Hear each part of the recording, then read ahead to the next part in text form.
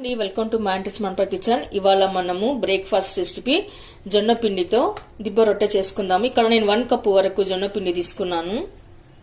అలాగే ఇక్కడ 1/2 కప్పు వరకు రైస్ ఫ్లోర్ బియ్యం పిండి తీసుకున్నాను. ఇప్పుడు మనం క్రిస్పీగా రావడం కోసం కొద్దిగా సూజీ రవ్వ కూడా తీసుకోవాలి. పిండినంతా ఇలా కలిపి పెట్టుకున్న తర్వాత ఇక్కడ నేను బటర్ మిల్క్ వేస్తున్నానండి. మామూలు వాటర్ అయినా సరే వేసుకోవచ్చు. ఇప్పుడు మనం కొద్దిగా బటర్ మిల్క్ వేసుకుంటూ పిండిని కలుపుకొని పెట్టుకోవాలి. నేను ఇక్కడ కొద్దిగా వాటర్ కూడా యాడ్ చేస్తున్నాను. మనం ఇక్కడ పిండిని మరీ పల్చగా కాకుండా ఇలా మీడియంగా కలుపుకొని పెట్టుకోవాలి. పిండిని ఇలా కలిపి పెట్టుకున్న తర్వాత 10 నిమిషాల పాటు పక్కన పెట్టుకోవాలి. అప్పుడే పిండి అంతా బాగా నానిపోయి రొట్టెలు బాగా సాఫ్ట్గా ముద్దుగా వస్తాయి. ఇప్పుడు మనం దిబ్బ రొట్టెలోకి స్టఫింగ్ చేసుకుందామండి. ఇక్కడ నేను స్మాల్ పీసెస్ గా కట్ చేసి పెట్టుకున్న క్యాబేజ్ 1 కప్పు తీసుకున్నాను. అలాగే కట్ చేసి పెట్టుకున్న క్యారెట్ కూడా తీసుకున్నాను. ఇప్పుడు మనం స్టఫింగ్ కోసం ప్యాన్ పెట్టుకున్న కొద్దిగా ఆయిల్ వేసుకున్న తర్వాత జీరా వేసుకుందాము. ఆ తర్వాత ఆనియన్, గ్రీన్ చిల్లీ, కరివేపాకు, క్యారెట్, క్యాబేజీ.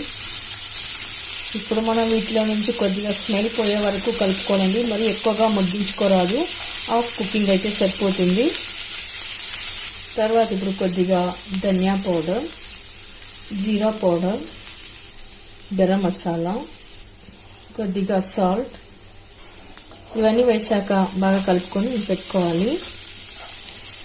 ఓకే అండి, ఇక స్టవ్ ఆఫ్ చేస్తాను. ఇప్పుడు స్టఫింగ్ చల్లారిన తర్వాత మనం జొన్న పిండి వేసి కలుపుకోవాలి.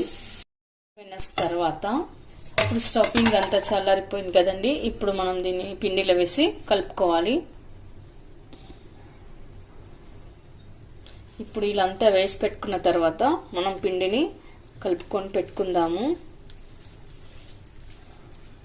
ఇప్పుడు పైన కొద్దిగా కొత్తిమీర వేసుకుందాము. ఇక్కడ పిండి మరీ గట్టిగా కాకుండా మరీ పలుచగా కాకుండా కొద్దిగా వాటర్ వేసుకొని కలుపుకుందాము. మనం చేసుకున్న దిబ్బ రొట్టెకి ఈ మాత్రం అంటే సరిపోతుందండి. మరి పలుచగా అయితే దోశలాగా అవుతుంది. కాబట్టి దిబ్బ రొట్టెకి ఇలాగనే చిక్కగానే ఉండాలి. ఇప్పుడు కొద్దిగా సాల్ట్ వేసుకుందాము. ఇప్పుడు మనం రొట్టెలు చేసుకోవడానికి నాన్ స్టిక్ కడాయి పెట్టుకొని అందులో కొద్దిగా ఆయిల్ వేసుకుందాము. ఆయిల్ అంతా ఇలా స్ప్రెడ్ చేసి పెట్టుకోవాలి. తర్వాత కొద్దిగా నువ్వులు వేసుకుందాము. పైన లైట్గా అక్కడక్కడ వేసుకోవాలి. తర్వాత ఇప్పుడు మనము జొన్న పిండి వేసుకుందాము.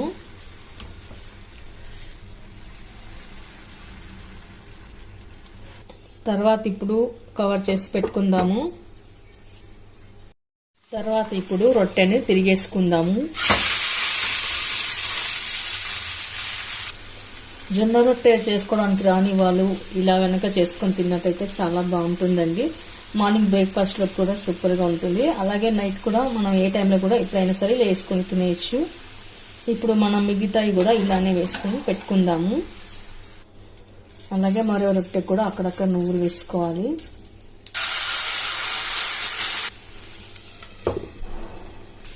పిండి ఉడికాక ఇలా కలర్ మారుతుందండి. అప్పుడు మనం రొట్టెని తిరిగేసుకోవాలి.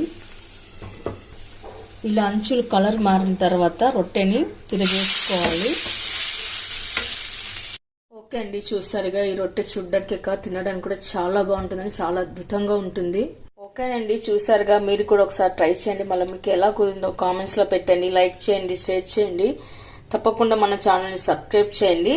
ఈ రొట్టెలను ఏదైనా చట్నీతో తినొచ్చు, లేదా అలాగే నేరుగా కూడా తినొచ్చు అండి. అంత టేస్ట్గా అంతా బాగుంటాయి. Thank you for watching.